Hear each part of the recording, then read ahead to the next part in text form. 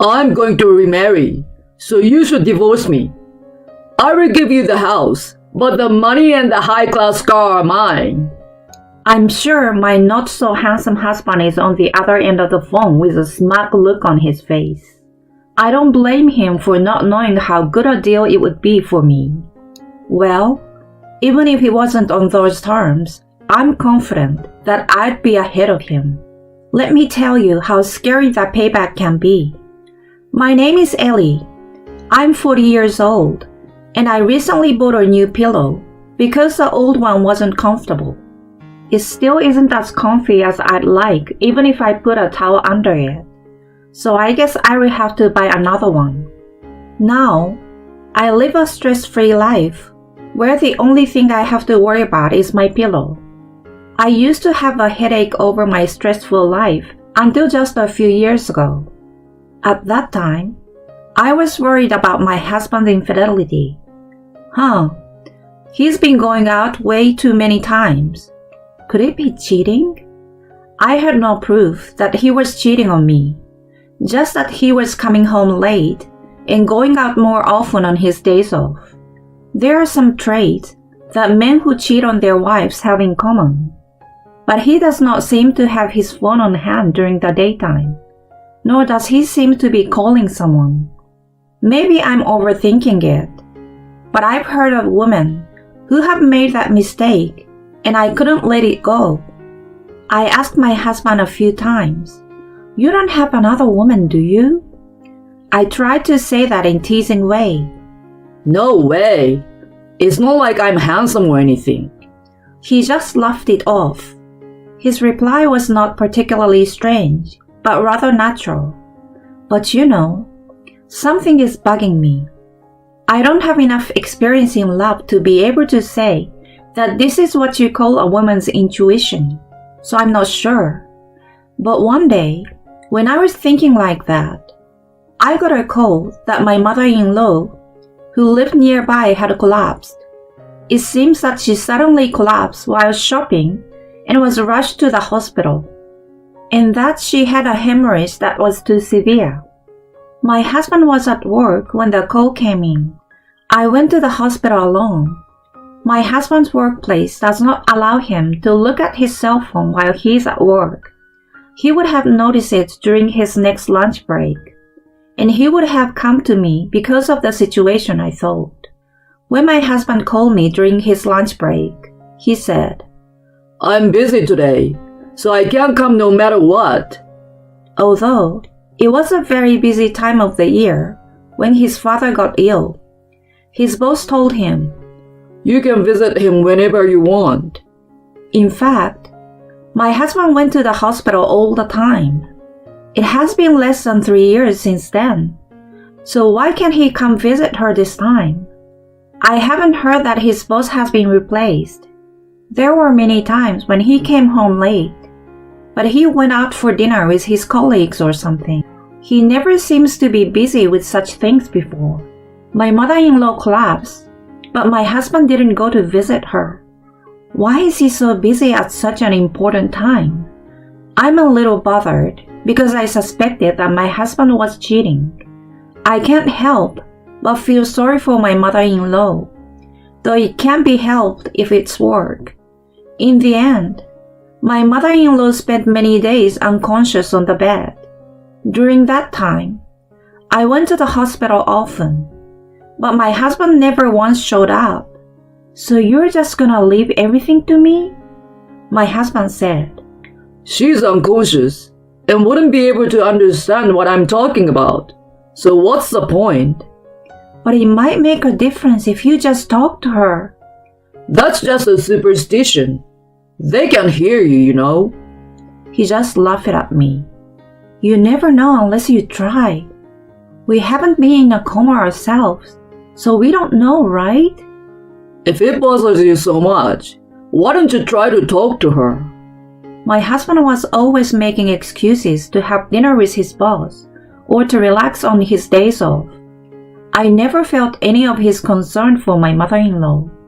Just before my father-in-law passed away, even though he was unconscious, Charles took time out of his work schedule to visit him. It is a mystery to me why there is such a difference in his attitude toward my mother-in-law compared to that toward my father-in-law, even though he never seems to dislike her. My mother-in-law has been very good to me, and there is no reason for her son to dislike her. Now that we have been married for a long time, I knew something was different. It was a rainy day. I had just left the supermarket after visiting my mother-in-law in the hospital. It was raining hard, and my vision was limited by the umbrella. But I saw my husband and a stranger entering an apartment building under a shared umbrella. I caught a glimpse of them, and I think they were arm in arm. I was shocked to see him walking with his mistress on the way home from the hospital, that I was a little stuck there. I knew he was cheating on me. I regretted not having a camera. I could have used the evidence to my advantage, but the fact that he never went to his mother and instead went to the woman's house with such enthusiasm, the word filthy popped up in my mind. I am filled with anger, rather than sadness or frustration. I would question my husband with all the evidence I could muster. That's what I thought. But 2 days later, I received a call from the hospital that my mother-in-law had passed away. It had been a month and a half since she was hospitalized, and she had been on a mend for a while, but the shock was too much. After witnessing my husband's affair, I felt as if I didn't want to talk to him. But just as I was trying to be a proper couple with him in front of my mother-in-law, he said to me, I can't go to the funeral. What? I couldn't believe my ears when my husband said that. She's your own mother, isn't she? Why are you being so cold? Your mother is dead. As much as I'd love to go, I have to go to work. Liar! You're going to that girl's place anyway, aren't you? I held my mouth without thinking. I was going to pretend as if I didn't know about the affair yet. I was so angry that I ended up bursting it out. What? You knew? Yes, she's more important than a dead parent. This is an important time indeed. What the hell? That's disgusting! I got angry and slapped my husband, crying. He sighed in disapproval and said, I'm going to work. He heads for the door with his bag in his hand. I have so many things to say, and I want to grab my husband by his shirt and yell at him. But I was so frustrated and angry that I couldn't take a single step. Filthy, irresponsible, selfish, outrageous. I can't stop thinking of all those words. I didn't want to send my mother-in-law off like this, so I tried my best to calm down and wiped away the tears from my eyes, thinking that at least I should send her off properly. I cooled my eyes and went to the funeral. When I returned from the funeral that night, there was no car in the garage, and my husband had not returned home yet. I guess he's probably just relaxing with that girl, thinking that the affair is out in the open. It really pisses me off. Remembering my frustration before I left home again, I opened the drawer to put the pearl necklace I was wearing back on the shelf. I realized my bank book was missing. It should be here. I went through the contents to see if I had misplaced it, but there was no sign of it. In fact, the contents were in their usual orderly state, so it couldn't have gotten lost anywhere. The other item, my husband's expensive watch, which I had kept for him, was also missing. He used to wear it when he was entertaining a special guest, to put himself in a good mood. He was not wearing it when he left the house today. I had a bad feeling about this, so I checked the whole house. My husband's backbook was gone, and I found that the clothes in the wardrobe were missing. That man, he left the house during the funeral? I thought he might have gone out to the neighborhood, but he wouldn't take his clothes and run away. I was just about to call when I got a phone call from my husband. Hello? Oh, Ellie, Did you finish the funeral? Huh? If you care about the funeral, you should at least go. Where are you right now? I'm still at work. That's a lie. Don't play dumb with me. Where's my bank book? What? I tried to take it out of the room as gently as possible. But have you already noticed? I was trying to stall you. But if you already found out, I guess I will have to do it. I got my girlfriend pregnant. I need a fresh start. What? I will remarry, so you should divorce me.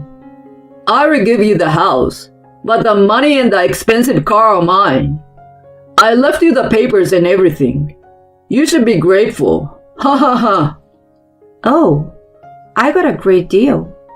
Ha ha ha. Huh? To be honest, my husband's declaration was too much of a lucky deal for me. What do you mean, huh? That's my line. Are you sure you want to do it under those conditions? What do you mean you got a great deal? You got a little something stashed away in that shabby house? Might be close. What do you mean? I didn't tell you this because I was going to say no. But our neighbor actually wants to buy our land. What? Why?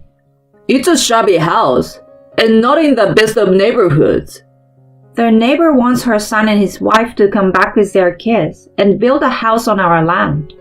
There are kindergartens and elementary schools nearby. Well, but the land is so cheap. No wonder how much it will be sold to the neighbor for. My husband snickered. Don't you know? The value of the land around here is going up.